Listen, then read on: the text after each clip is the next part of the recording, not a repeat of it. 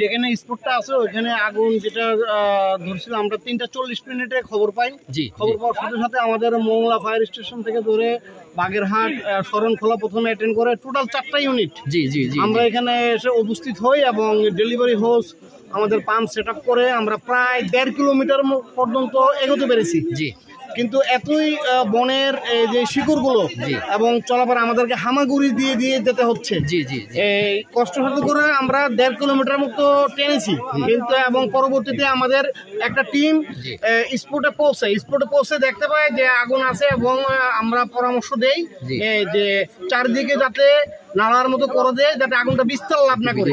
প্রায় 1 থেকে 1.5 কিলোমিটার আগুনের চারিদিকে মাটিতে আমরা এই নালার সিস্টেমের কাজ বন বিভাগের লোকজন এবং আমরা মিলে উঠে সহযোগিতা করাতে সেটা এখন নিয়ন্ত্রণ না, বিস্তার লাভ করবে না, আগুনটা প্রসারিত হবে না।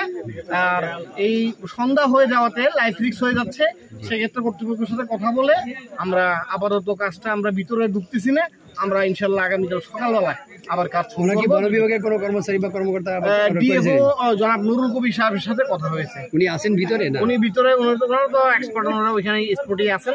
কিন্তু আমরা ঢুকতে অনেক ব্যাঘাত পেতে হচ্ছে। ওই যে স্পটে যাওয়া এবং আমাদের পাম্প ইকুইপমেন্ট নিয়ে যাওয়াটা খুব কষ্টসাধ্য।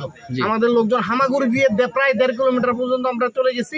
কিন্তু এখন আমরা এই অন্ধকারের জন্য আমরা আপাতত মেশিন কি চলবে না বন্ধ? বন্ধ। ধন্যবাদ আপনাকে, ধন্যবাদ।